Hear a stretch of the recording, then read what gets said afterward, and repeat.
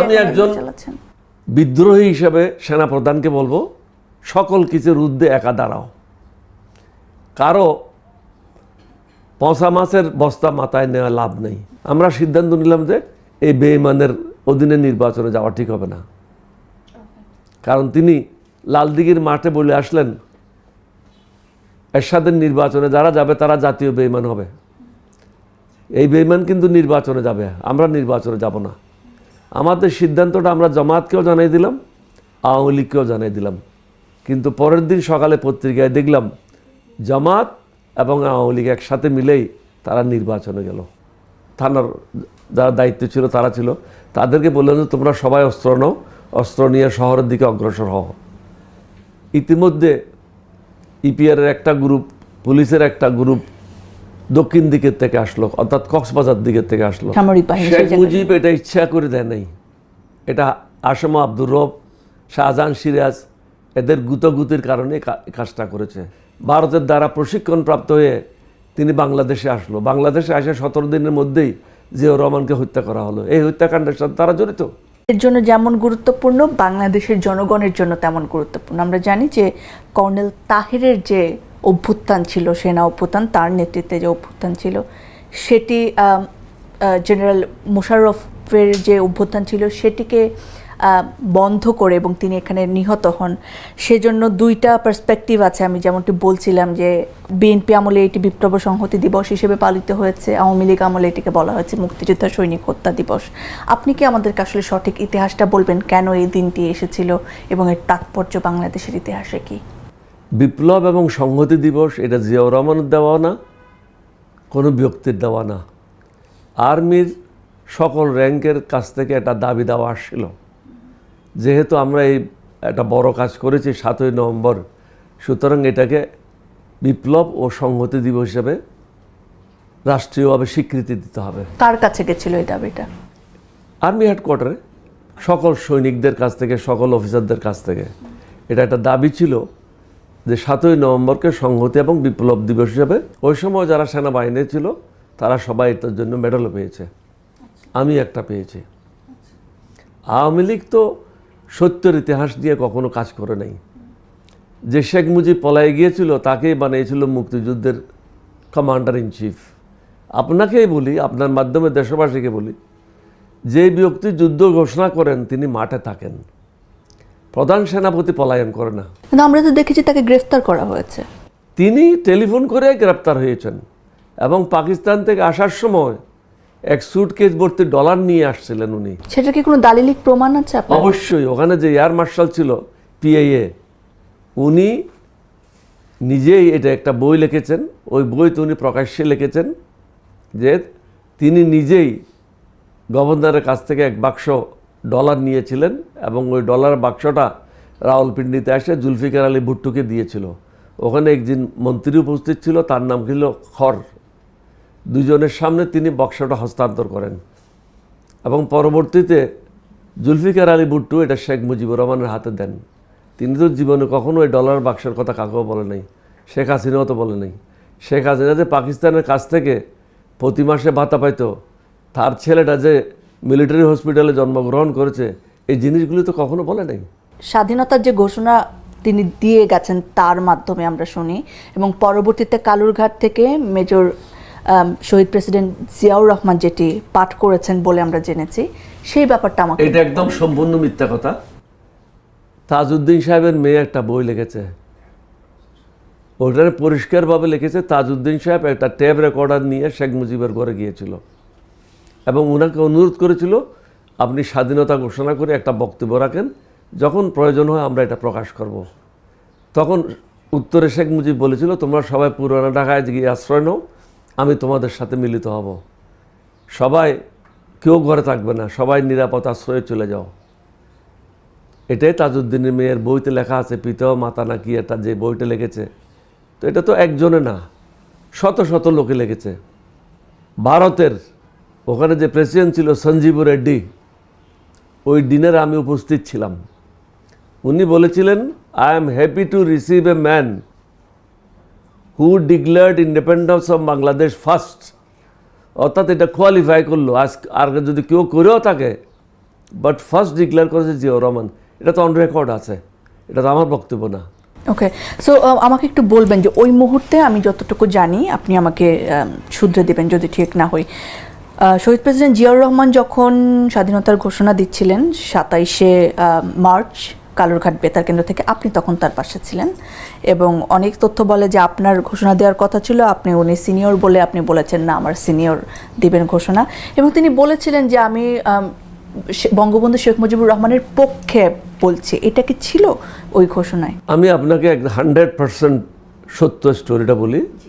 আমরা 8 বেঙ্গল রেজিমেন্টের সব অফিসারদেরকে দায়িত্ব দিয়ে মেজর শওকতের নেতৃত্বে একদল সেনা দল বন্দরে যাবে, লেফটেন্যান্ট শমশের মুবিনের নেতৃত্বে একদল সেনা চট্টগ্রাম মেডিকেল কলেজ এলাকাতে যাবে, ক্যাপ্টেন সাদেকের নেতৃত্বে একদল সীতাকুণ্ডে যাবে, ক্যাপ্টেন খালেকুজ্জামানের নেতৃত্বে একদল চকবাজার এলাকা থাকবে। অর্থাৎ আমরা আমাদের 8 বেঙ্গল রেজিমেন্টকে বিভিন্ন ভাগে বিভক্ত করেছিলাম।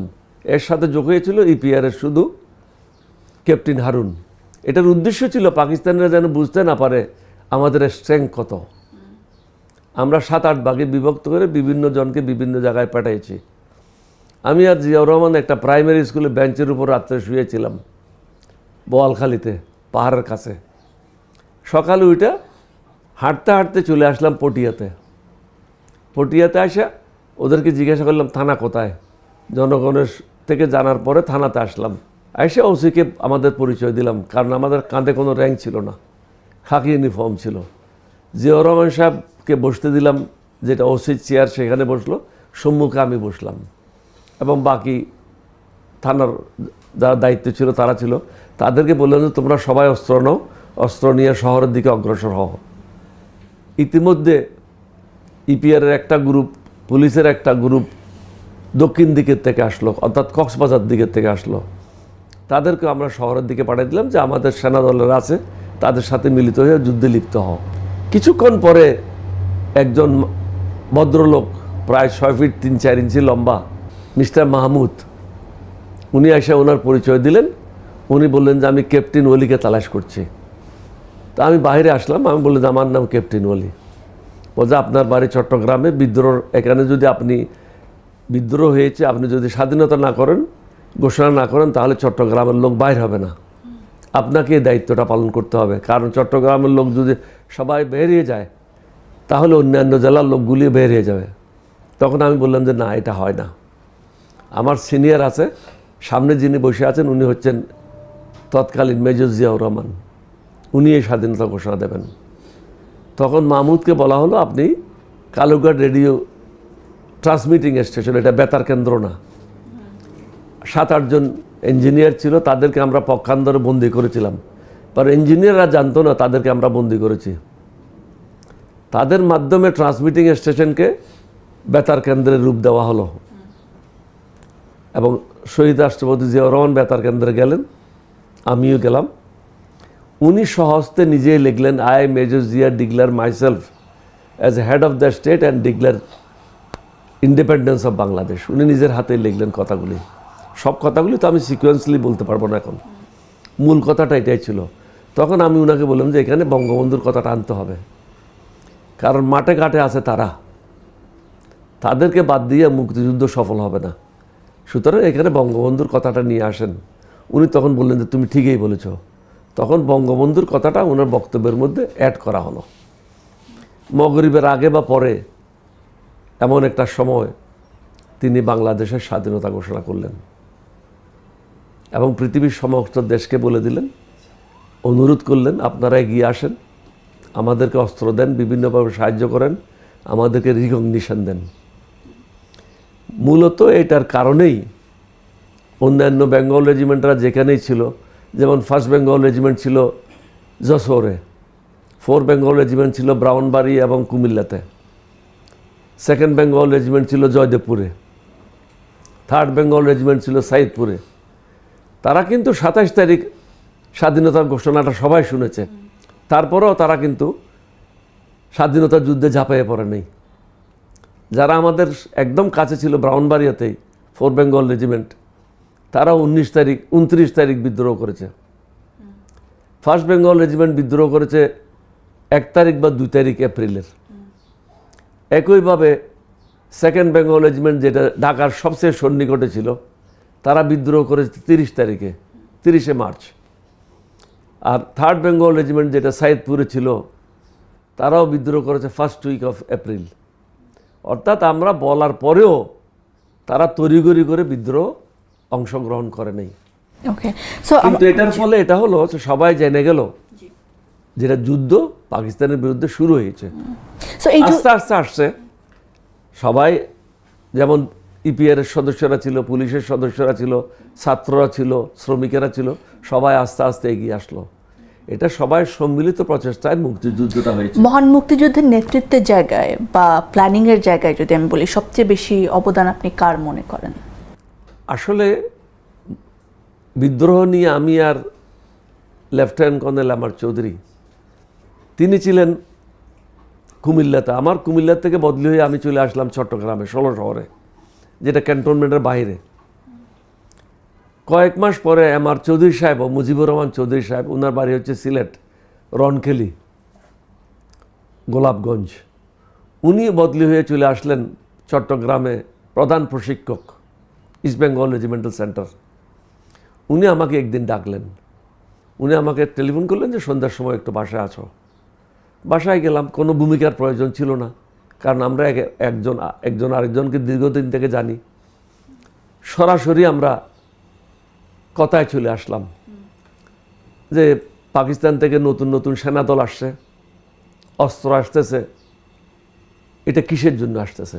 তখন আমি উনি বললেন যে এটা তারা যুদ্ধ করবে, আমাদেরকে দমন করবে, এই সুযোগ তাদেরকে আমরা দিতে পারি না। উনি বললেন তাহলে কি করতে হবে? আমাদের বিদ্রোহ করতে হবে, বাংলাদেশকে স্বাধীন করতে হবে। কারণ বাংলাদেশের লোক বিদেশে যাইতে পারে না, বিদেশে যাওয়ার জন্য তাকে রাওয়ালপিন্ডি যাইতে হয়, রাওয়ালপিন্ডি গিয়ে তাকে ভিসা নিতে হয়, যেটা বাঙালিদের জন্য 1000-এর মধ্যে 2 জনের পক্ষেও সম্ভব না। যার কারণে পাকিস্তানের অনেক লোক আপনি বিদেশে পাবেন, ভারতের অনেক লোক বিদেশে পাবেন, তুলনামূলকভাবে বাংলাদেশের লোক তেমনভাবে ওই সময় বিদেশে যায় নাই। কিন্তু স্যার, একটা প্রশ্ন একটুখানি ইন্টারাপ্ট করি। আপনি তো বাহিনীর মধ্যকার কথা বলছেন, কিন্তু রাজনৈতিকভাবে তো নেগোসিয়েশন অনেক আগে থেকে চলছে যে বাঙালিদেরকে ক্ষমতায় দেওয়া হবে কিনা। 7ই মার্চে শেখ মুজিবুর রহমান ঘোষণা করলেন এবারের সংগ্রাম মুক্তির সংগ্রাম, স্বাধীনতার সংগ্রাম। সো এই ব্যাপারগুলো মানে আপনি রাজনীতি কিংবা সাধারণ মানুষের ভূমিকাটাকে কিভাবে দেখছেন, আর বাহিনী, সেটা সামরিক বা বেসামরিক বাহিনী? শেখ মুজিব এটা ইচ্ছা করে দেয় নাই, এটা আসম আব্দুর রব, শাহজাহান সিরাজ, এদের গুতগুতির কারণে কাজটা করেছে। তিনি স্ব-উদ্যোগে কাজটা করে নাই। তিনি স্ব-উদ্যোগে যদি করতেন, ধরে নেন আপনি এখন সেনাপ্রধান, আপনি যুদ্ধ ঘোষণা করলেন, আপনি কি পলায় যাবেন? সরোয়ার্দী উদ্যানে তিনি বলে দিলেন যার যা আছে লাঠি সোটা নিয়ে তৈরি হয়ে যাও, এবারের সংগ্রাম স্বাধীনতার সংগ্রাম, এবারের সংগ্রাম মুক্তির সংগ্রাম। তারপরে তিনি সুটকেস নিয়ে পলাই গেলেন পাকিস্তানে। কোথায় ছিল তিনি? আর কামাল সাহেব খুব জামায় আদরে পাকিস্তানে ছিল, তাদের উপর কোনো অত্যাচার করা হয় নাই। অথচ আমরা তো অত্যাচারিত হয়েছে এখানে। শেখ মুজিব তো আমাদের উপর যে অত্যাচার হয়েছে সেটা দেখে নাই, শেখ হাসিনা তো আমাদের উপর যে অত্যাচার হয়েছে সেটা দেখে নাই। শেখ পরিবারের কে মুক্তিযুদ্ধে অংশগ্রহণ করেছে আমাকে বলেন, একটা নাম বলেন। আওয়ামী লীগের একটা লোকের নাম বলেন যে বীর বিক্রম পেয়েছে, বীর প্রতীক পেয়েছে, বা সেনা প্রধানের রিকমেন্ডেশনে একটা চিঠি পেয়েছে, এমন কোনো ব্যক্তি আছে? একজন ব্যক্তিও নেই। তাহলে আপনি কীভাবে বলবেন তারা মুক্তিযুদ্ধে অগ্রণী ভূমিকা পালন করেছে? তারা যদি সত্যকার অর্থে বাংলাদেশের স্বাধীনতা চাইতো, তাহলে তারা ইয়াহিয়া খানের সাথে প্রেম আলাপে বসতো না। 24 তারিখ থেকে তো সে প্রেম আলাপে বসলো হোটেল ইন্টারকন্টিনেন্টালে। পাকিস্তান থেকে ইয়াহিয়া খান আসলো, জুলফিকার আলী ভুট্টো আসলো, তার সাথে তারা আলাপ আলোচনা করলো। তিনি কি বললেন? আমাদেরকে বলেছেন, অন্য লোকদের কথা আমি জানি না, আমাদেরকে বলেছেন আলাপ আলোচনার মাধ্যমে আমি পাকিস্তানের প্রধানমন্ত্রী হব। তিনি হইতে চেয়েছিলেন পাকিস্তানের প্রধানমন্ত্রী, বাংলাদেশের না। তিনি গুনাহ করেও বাংলাদেশের স্বাধীনতা চান নাই, এটাই বাস্তবতা। আপনি এখন যে কোনো বিবরণ দিতে পারেন, এটা হলো মিথ্যা, বানাওয়াট এবং তাদের ইচ্ছা চরিতার্থ করার জন্য। আমরা যদি তবে আমি এটা বলবো না, জি, আওয়ামী লীগের যারাই বাংলাদেশে ছিল, ছাত্ররা বিশেষ করে, তারা বিভিন্ন জায়গায় আমাদের সাথে যুদ্ধ অংশগ্রহণ করেছে। অনেকে ভারতের নেতৃত্বে মুজিব বাহিনী গঠন করেছিল। এটা রহস্যজনক। এটা ভারতের নেতৃত্বেই এই বাহিনী গড়ে উঠেছিল। কিন্তু যখন শেখ মুজিবুর রহমানকে জাতির পিতা ঘোষণা করা হলো তখন আপনারা কি করলেন আসলে? এটা কিছু করার ছিল? আপনি থাকলে কি করতেন? আমি জানি না, আমি তো ছিলাম না, জানি না। চুপ থাকতে হতো। কেন? কারণ তিনিই তো সর্বসর্বা। তখন সামরিক বাহিনীর শক্তি কি ছিল? কিছুই না, 3টা ব্রিগেড। তো আপনারা এত বড় মুক্তিযুদ্ধ পরিচালনা করলেন, আপনাদের তখন কোনো শক্তি আমাদের নেই? কিছু করার ছিল না। একজনই শুধু বলেছিল, চট্টগ্রাম এখন কক্সবাজার, চকরিয়া বাড়ি, খুব ব্রিলিয়ান্ট অফিসার জিয়াউদ্দিন, তিনি বলেছিল উইল ব্রেক নট ব্যান্ড, আমরা ভেঙে যাব কিন্তু তোমার সামনে আমরা ঝুঁকবো না। তো কি করলো? তাকে চাকরি থেকে বের করে দিল। তো তার পরিণতি কি হলো? তাকে হত্যা করলো। কারা হত্যা করলো? মুক্তিযোদ্ধারা। কি জন্য হত্যা করলো? কারণ দেখলো যে দেশটা বিক্রি করে দিচ্ছে ভারতের কাছে। তো 1975 সালের 15ই আগস্টকে অনেকে এটাকে সেনা অভ্যুত্থানে মারা যাওয়া বলেন, অনেকে বলেন যে এটা নির্মম এক হত্যাকাণ্ড, ইতিহাসে এটা নির্মম হত্যাকাণ্ড না। আপনি দেখেন নাই? আপনি হয়তো জানেন না, আপনার আব্বা আম্মাকে জিজ্ঞাসা করবেন। পুরা বাংলাদেশের লোকেরা রাস্তায় নেমে উল্লাস করেছে, মিষ্টি বিতরণ করেছে যে নমরুদের হাত থেকে দেশ মুক্ত হয়েছে। কিন্তু এটাকে জাস্টিফাই করতে পারে একটা শিশু সহ পুরো পরিবারকে আসলে হত্যা করা? এটা শিশু সুলভ পরিবার ছিল না, এটা ছিল বাংলাদেশের জন্য ধ্বংসর পরিবার। আপনি পরবর্তী পর্যায়ে হাসিনাকে কি দেখলেন? হাসিনা জার্মানিতে ছিল, তিনি ওখান থেকে হুমায়ুন রশিদ সাহেব, যিনি পরবর্তী পর্যায়ে স্পিকার হলেন, তার সাহায্যে ভারতে চলে আসলো নেগোসিয়েশন করে। ভারতের দ্বারা প্রশিক্ষণপ্রাপ্ত হয়ে তিনি বাংলাদেশে আসলো। বাংলাদেশে আসে 17 দিনের মধ্যেই জিয়াউর রহমানকে হত্যা করা হলো। এই হত্যাকাণ্ডের সাথে তারা জড়িত, এরশাদ জড়িত, হাসিনা জড়িত। হাসিনা তো পলায় গিয়েছিল। হাসিনা ধরা পড়লো আখাউড়া বর্ডারে, সাজেদা চৌধুরী এবং হাসিনা দুজনে ধরা পড়লো আখাউড়া বর্ডারে। আমরা তাদের সম্মানের জন্য এটা প্রকাশ করি নাই সেদিন। ওকে, সো 75-এর 7ই নভেম্বরই তো আসলে বিপ্লব ও সংহতি দিবসের যে পটভূমি সেটি ঘটেছিল, এবং এই অভ্যুত্থানের মাধ্যমেই জেনারেল জিয়াউর রহমান তখন মুক্তি পান। তাকে আটকে রাখা হয়েছিল। একটুখানি আমাদেরকে বলবেন যে তাকে কেন আটকে রাখা হয়েছিল? তাকে মুক্তির জন্য কি কর্নেল তাহের আবার প্রতি অভ্যুত্থান করেছিলেন কিনা জেনারেল মোশাররফের বিরুদ্ধে? 15 আগস্টের পরে জিয়াউর রহমান কোনোটার সাথে সম্পৃক্ত ছিল না। সবাই মিলে একটা সরকার গঠন করলো মোশতাকের নেতৃত্বে। মোশতাক সামরিক শাসন জারি করলো। তাহেরের ফাঁসি কেন হলো? কারণ তাহের তখন সমর সেনকে নিয়ে বাংলাদেশকে অস্থিতিশীল করার জন্য একটা পরিকল্পনা করেছিল মগবাজারে বসে। এটা ধরা পড়ে গেল। ধরা পড়ে যাওয়ার পরে এটা কোর্ট অফ এনকোয়ারি হলো। কোর্ট অফ এনকোয়ারি হয়ে তার বিচার হলো সেনা কোর্ট মার্শালে। কোর্ট মার্শালে বিচার হয়ে তাকে ফাঁসি দেওয়া হলো। এটা জিয়াউর রহমানের কোনো কিছু ছিল না, আর্মিরও কিছু ছিল না। এটা একটা প্রসিজারের মাধ্যমে এটা করা হয়েছিল। 15 আগস্টের পরে এখানে একটা গ্রুপ ছিল যারা আওয়ামী লীগের সাথে লিয়াজও মেনটেন করতো, যেমন খালেদ মোশাররফ, ব্রিলিয়ান্ট অফিসার। আমি আর উনি একই রেজিমেন্টের, 4 বেঙ্গল রেজিমেন্টের আমরা অরিজিনাল অফিসার।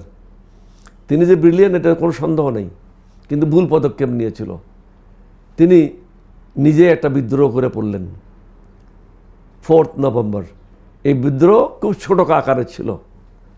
জিয়াউর রহমানকে বন্দি করলো এবং তিনি নিজেই ব্রিগেডিয়ার থেকে মেজর জেনারেল র্যাঙ্ক নিজেই পড়লেন এবং দায়িত্বভার গ্রহণ করলেন। জিয়াউর রহমানকে বন্দি করার উদ্দেশ্য কি ছিল? কেন উদ্দেশ্য ছিল? কারণ জিয়াউর রহমান সরকারের কাছে গ্রহণযোগ্য ছিল, সমগ্র দেশবাসীর কাছে গ্রহণযোগ্য ছিল, সেনাবাহিনীর কাছে গ্রহণযোগ্য ছিল, যেটার প্রতিফলন আপনি দেখতে পাচ্ছেন 7ই নভেম্বরে।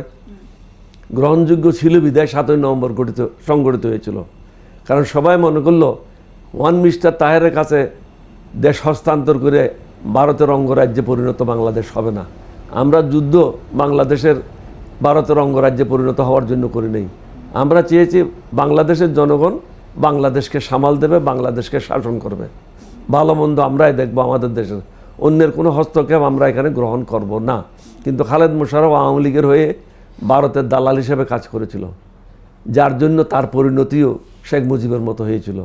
তার নিজের ট্রুপসেরাই তাকে হত্যা করেছিল। ওকে, যে জেনারেল জিয়াউর রহমানের ছায়া সঙ্গী ছিলেন আপনি, সেই মহান মুক্তিযুদ্ধে বিরানভূমিতে একা হেঁটে, দুজন মিলে হেঁটে যাওয়া থেকে শুরু করে বিএনপির পরিকল্পনা যখন করে, আমি যদি ভুল না করি তখনও আপনি তার একেবারে সঙ্গে ছিলেন, কিভাবে দল গঠন হবে এবং সব কিছু। এবং আমি আপনার পুরো বাড়িতেও দেখলাম যে বিএনপির সব কিছুই আসলে রয়েছে। জেনারেল জিয়াউর রহমানের নানা ছবি, বেগম খালেদা জিয়ার সঙ্গে আপনার ছবি। আপনি তার মন্ত্রী পরিষদের মন্ত্রী ছিলেন গুরুত্বপূর্ণ পদে এবং বেশ সুনামের সঙ্গে কাজ করেছেন। কেন আসলে বিএনপি থেকে আপনি সরে আসলেন?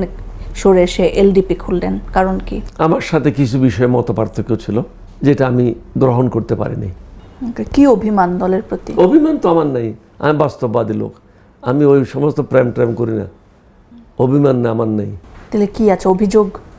অভিযোগ না, কিছু বিষয় নিয়ে তার মতপার্থক্য ছিল। কোন জায়গায় আপনি পার্থক্য বলবেন, মানে এলডিপি আর বিএনপি কিভাবে আলাদা, কোন কোন জায়গায় আলাদা? এটা নিয়ে আলোচনা করাটা ঠিক হবে না। না হলে জনগণ বুঝবে কিভাবে আপনি আলাদা? জনগণ এটা বোঝার দরকার নাই, যেটা জনগণ বোঝার দরকার ওটা জনগণ। কোনটা বোঝা দরকার জনগণের? জনগণের বোঝার দরকার যে আমরা দেশের জন্য ভালো কাজ করছি কিনা, জনগণের জন্য মঙ্গল করছি কিনা। বিএনপির B team LDP not B team. BNP যে সেপারেট। আমি 2009 সালে বিএনপির বিরুদ্ধে ইলেকশন করেছি, আওয়ামী লীগের বিরুদ্ধে ইলেকশন করেছি। আল্লাহর মেহেরবানি, আমার নবীজির দয়া, সকলের বিরুদ্ধে ইলেকশন করে আমি জিতে এসেছিলাম। ওকে, সো আপনার দলের আদর্শ কি? মানে এলডিপি কে কেন মানুষ সাপোর্ট করবে, এলডিপি কে কেন মানুষ? আমরা একটা পরিবর্তন আনতে চাই সমাজে, দুর্নীতিমুক্ত সমাজ চাই, সুশাসন চাই, জনগণের অধিকার কায়েম করতে চাই। এটা কিভাবে সম্ভব? চাইলেই সম্ভব মনে করেন? এটা সম্ভব। বাংলাদেশে এটা অসম্ভব না। বাংলাদেশ একটা ধনী দেশ। আমরা যারা দেশ চালাইছি আমরা হলাম দুর্নীতিবাজ, যার কারণে জনগণের মুক্তি আসছে না। এখানে যদি ভালো লোকেরা ক্ষমতায় বসে এই দেশকে কেউ থামাইতে পারবে না। এটা পৃথিবীর অন্য দেশ হিসাবে পরিগণিত হবে। আমি অতদিন বেঁচে থাকবো কিনা জানি না, আমি আশা করি আপনি বেঁচে থাকবেন, বয়স কম, দেখবেন বাংলাদেশ একটা ধনী দেশ হিসাবে প্রতিষ্ঠিত হবে। ওকে, বাংলাদেশের জন্য এলডিপি কে বাংলাদেশের রাজনীতিতে কতটা শক্তিশালী দল মনে করেন আপনি? আমি মনে করি আগের তুলনায় আমরা অন্তত 10 গুণ শক্তিশালী। আগে আমাদের 15-20 জন ক্যান্ডিডেট ছিল, এখন আমাদের 100-এর উপরে ক্যান্ডিডেট আছে। আমরা 84 জনের তালিকা প্রকাশ করেছি, আরও 15-20 জনের তালিকা আমরা প্রকাশ করব। জনাব তারেক রহমান এখন বিএনপির হাল ধরেছেন। আপনি তার বাবা জেনারেল জিয়াউর রহমানের সাথে কাজ করেছেন, তার নেতৃত্ব দেখেছেন, বেগম জিয়ার নেতৃত্ব দেখেছেন, এখন তার নেতৃত্ব দেখছেন, কেমন লাগছে? তার নেতৃত্ব আমি দেখি নেই। দেখছেন না এখন যে রুট থেকে অনলাইন? না, অনলাইনে তো আমার সাথে কথা হয় না, আমি কিভাবে দেখব? তিনি কি আপনার থেকে উপদেশ নেন, মানে বয়োজ্যেষ্ঠ হিসেবে? এখন তো বয়স হয়ে গেছে, আমার বড় মেয়ের সমান বয়স, এখন তো সে রাজনীতি বুঝে, সুতরাং পরামর্শের প্রয়োজন আছে কিনা এটা তো আমি বলতে পারবো না। তার নেতৃত্বকে কিভাবে মূল্যায়ন করবেন? এই সম্বন্ধে আমি কোনো মন্তব্য করতে চাই না। আমি আশা করি সে সব কিছু দেখেছে, উত্থান পতন, এবং তার মতো সৌভাগ্যবান ব্যক্তি পৃথিবীতে জন্মগ্রহণ করেছে কিনা আমি জানি না। কেন? বাপ রাষ্ট্রপতি, মা প্রধানমন্ত্রী, বাপ সেনাপ্রধান, স্বাধীনতার ঘোষক, এতগুলি অলংকার নিয়ে তিনি রাজনীতিতে এসেছেন। আমি তো শূন্য হাতে এসেছি। তার বাবা আশা করি তিনি ভালো করবেন, দোয়া করি। জি, আপনারা 19 জুলাই সনদে স্বাক্ষর করেছেন।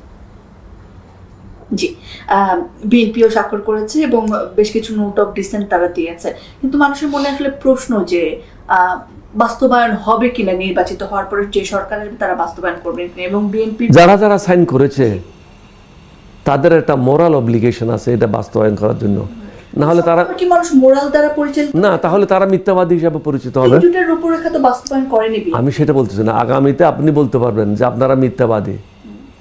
যারা মিথ্যাবাদী তারা রসুলের উম্মত না। আর কিন্তু 3 জোটের রূপরেখার সময় যারা ছিলেন তারা তো এখন বিএনপি কে বলছেন মিথ্যাবাদী, তোমরা আসলে 3 জোটের রূপরেখা বাস্তবায়ন করো। আমরা বাস্তবায়ন করি না, এটা ঠিক না। আওয়ামী লীগে বেইমানি করেছে। এরশাদ যখন নির্বাচন ঘোষণা করে, এটা 3টা জোট ছিল, একটা ছিল জামাত জোট, একটা ছিল আওয়ামী লীগ, একটা ছিল বিএনপির 7 দলীয় ঐক্য জোট। বিএনপিও 7 দলীয় ঐক্য জোট যখন প্রথম গঠিত হয়, এটার প্রথম চেয়ারম্যান ছিলাম আমি। এরশাদ যখন নির্বাচন ঘোষণা করলো, তখন এটা 3 জোটের মধ্যে কথা হলো যে নিজের নিজের জোট নিয়ে আমরা বসবো এবং সিদ্ধান্ত নেব। আমরা রাত্রে বসলাম লেফটেন্যান্ট কর্নেল মোস্তাফিজুর রহমানের বাসায় গুলশনে। আমরা সিদ্ধান্ত নিলাম যে এই বেঈমানের অধীনে নির্বাচনে যাওয়া ঠিক হবে না, কারণ তিনি লালদিঘির মাঠে বলে আসলেন এরশাদের নির্বাচনে যারা যাবে তারা জাতীয় বেঈমান হবে। এই বেঈমান কিন্তু নির্বাচনে যাবে, আমরা নির্বাচনে যাব না। আমাদের সিদ্ধান্তটা আমরা জামাতকেও জানাই দিলাম, আওয়ামী লীগকেও জানাই দিলাম, কিন্তু পরের দিন সকালে পত্রিকায় দেখলাম জামাত এবং আওয়ামী লীগ একসাথে মিলেই তারা নির্বাচনে গেল, আমরা নির্বাচনের বাইরে থেকে গেলাম। আজকের আয়োজনে আমার শেষ প্রশ্ন যেটা হচ্ছে, বর্তমান বাংলাদেশের রাজনীতিতে বারবারই সেনাবাহিনী ইস্যুটা চলে আসে আসলে, যে সেনাবাহিনী এখনও মাঠে আছে। প্রায় সময় আমরা সেনাপ্রধানের বক্তব্যের দিকে মুখিয়ে থাকি, তিনি কি বলছেন। ধারণা করা হয় যে বাংলাদেশের সেনাবাহিনী এখন আসলে বাংলাদেশের রাজনীতি অনেকখানি ওতপ্রোতভাবে জড়িত। আপনি আসলে কি মনে করছেন, রাজনীতিবিদরা আমি একজন চালাচ্ছেন? বিদ্রোহী হিসেবে সেনাপ্রধানকে বলবো, সকল কিছুর ঊর্ধ্বে একা দাঁড়াও। কারো পচা মাছের বস্তা মাথায় নেওয়া লাভ নেই। ইউনূসকে বলবো, ডক্টর ইউনূস সাহেবকে, তার সাথে আমার ঘনিষ্ঠ সম্পর্ক দীর্ঘদিনের, 75 সাল থেকে। তিনি কিন্তু কোনো জিনিস নিয়ন্ত্রণ নিয়ে আসতে পারে নাই, তাকে নিয়ন্ত্রণ নিয়ে আসতে হবে। এনজিও এবং ডিজিওদেরকে দিয়ে দেশ চালানো সম্ভব না। গতকাল আমি স্বরাষ্ট্রমন্ত্রীর সাথে কথা বলেছি, তিনি বললেন যে পুলিশের লটারি হবে, লটারির মাধ্যমে পুলিশ চেঞ্জ হবে। তো এটা কি ইউনূসের লটারির সরকার না সত্যিকারের সরকার? লটারির মাধ্যমে কখনো কোনো সরকারি কর্মকর্তা বদলি হয় না। বদলি হবে প্রয়োজনের সাথে, যোগ্যতার উপর ভিত্তি করে, প্রয়োজনের উপর ভিত্তি করে, লটারির উপর ভিত্তি করে না। অর্থাৎ দেশকে অরাজকতার দিকে ঠেলে দেওয়ার জন্য স্বরাষ্ট্রমন্ত্রী একটা পদক্ষেপ নিচ্ছে। ইউনূস সাহেবকে সাবধান হতে হবে, না হলে তাকেও পলাইতে হবে।